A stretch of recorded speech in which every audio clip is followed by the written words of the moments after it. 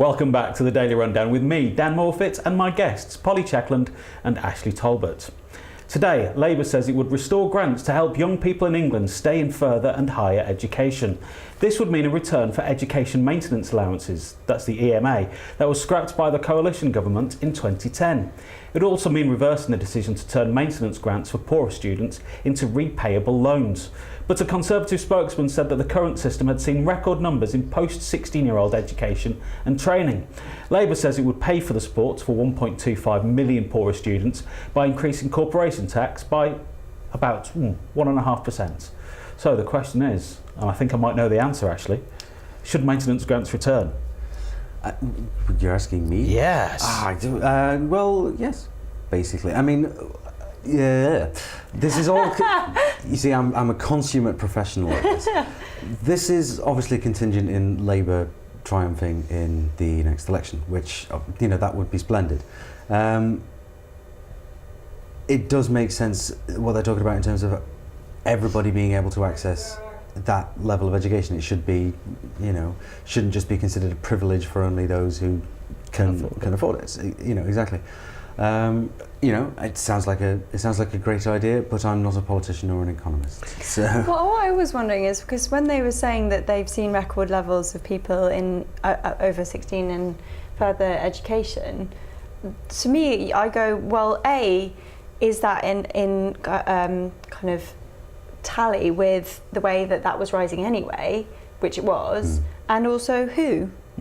Are these people who are quite privileged anyway? You can't say one begets the other. The Conservative minister's probably got his statistics and thought, that sounds good. It does seem, though, for Labour a bit of a weird thing to do, because A, it's not going to get them loads of votes, because they seem to be talking to a small percentage of people, and two, surely the horse has already bolted. They introduced the student loans in the first place. I know they still had maintenance grants, and the EMA was there to support college students in being able to travel to colleges, but they still brought in the fees to charge people to go to college and university.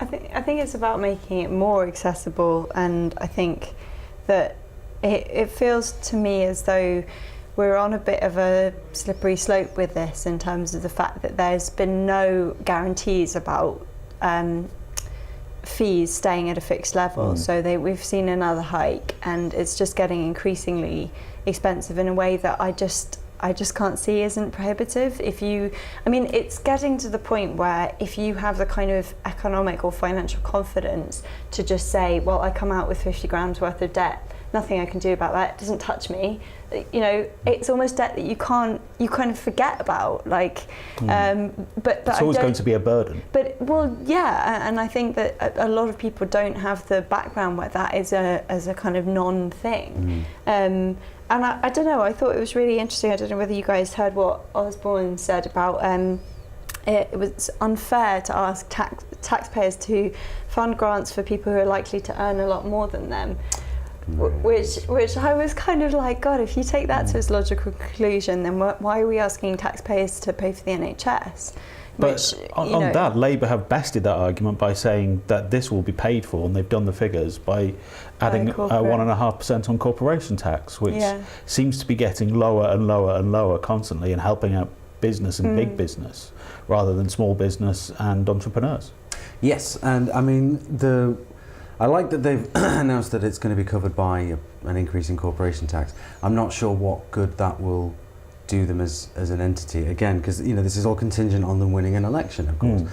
But businesses aren't going to like that. Any argument on corporation tax, it always just becomes sort of horse trading, and to the nth degree as well. 1.5%, which is like, as has been worked out, quite a large amount of money. It turns out, this 1.5% off corporation tax, which will be thought to be kept by the corporations themselves like tooth and nail. It's like, no, we don't want to have to pay this.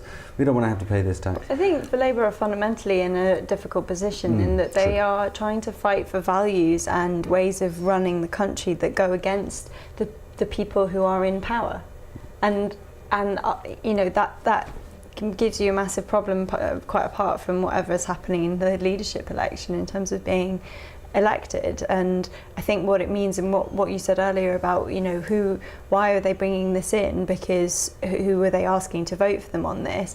I think they are starting to look at the younger generations of voters, trying to get them on side, and maybe also the kind of more recent graduates who understand the burden that they were, or people who in fact felt they couldn't go to university because of the fees being prohibited. It does sound like a very worthy thing to do, but like Ashleigh says, it's dependent on them getting into office, and surely there are greater fights to be fought first as an official opposition, rather than something that will help a small part of the generation. But I do agree with you in the sense that they're laying the ground here, aren't they? They are sort of maybe settling in for the long haul and saying, okay, people have been criticising perhaps a lack of policy, a lack of direction, leadership sort of thing.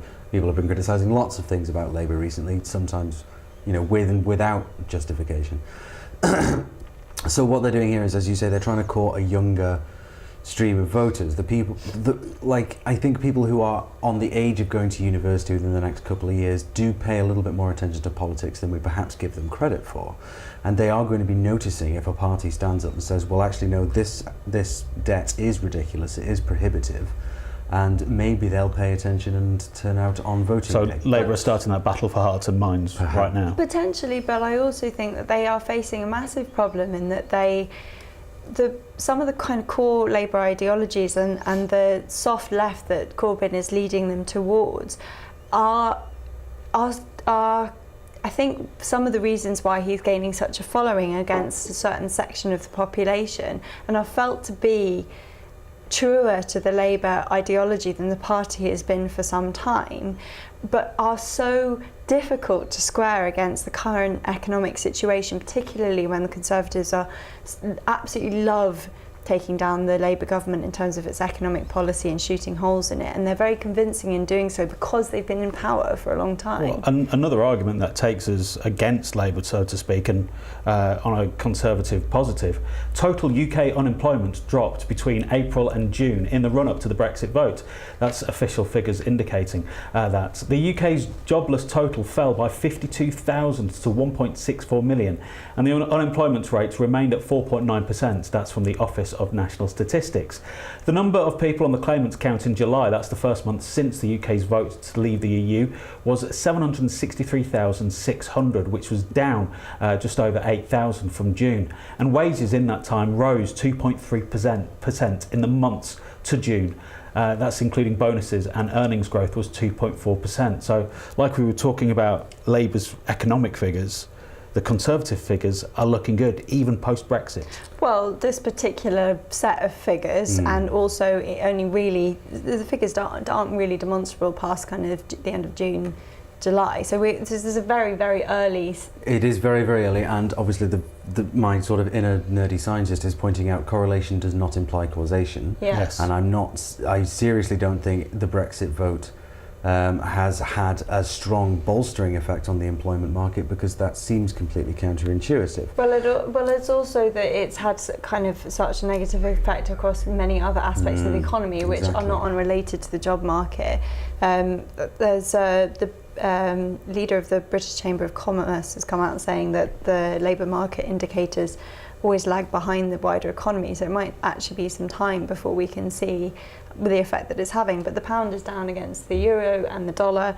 You've got a shrinking economy. There's a lot of sort of economic factors that aren't looking good. Additionally, I would also point out that what they're saying is that there's been a drop in a claimant count. Now that doesn't mean that the total number of people who are not in work has gone down. It just means that it went down in one month for whatever reason. Maybe there were. And behind the statistics, does it necessarily mean that it's the right kind of work that people are in? Because lots of people are in part-time work, 0 hour contracts. 0 hours contracts. The full-time work is not necessarily the right work for them. It's not necessarily the living wage. It's not necessarily meaning that, just because this set of statistics has been released, everything is magically okay now and everybody's earning enough and has enough to eat and doesn't have to worry or struggle or anything. That is not the world that we're in.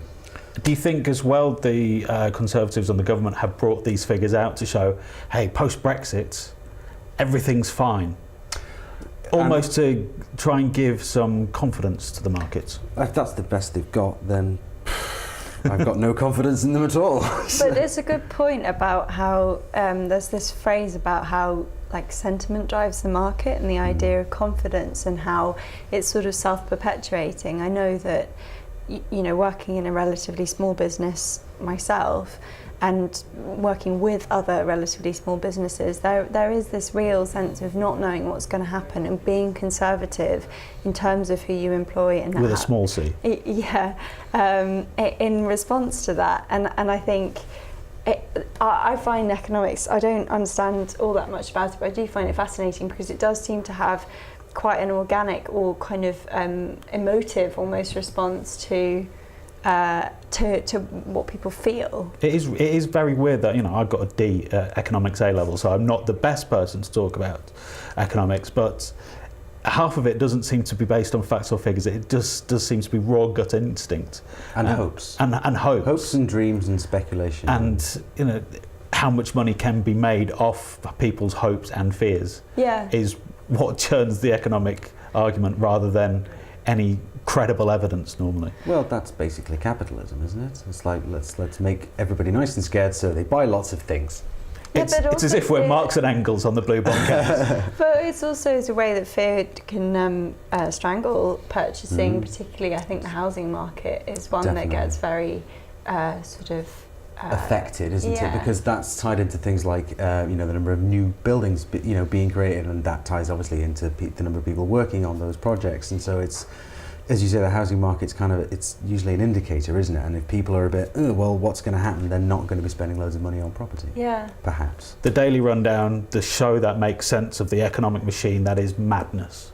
Right, it's time for another break now. Go and make that trip to the smallest room in the house, or send that tweet that you meant to do earlier, you know, to us at the Daily Rundown. We'll see you in a couple of minutes' time with news of Ford cars forging the future, and is a UKIP split imminent?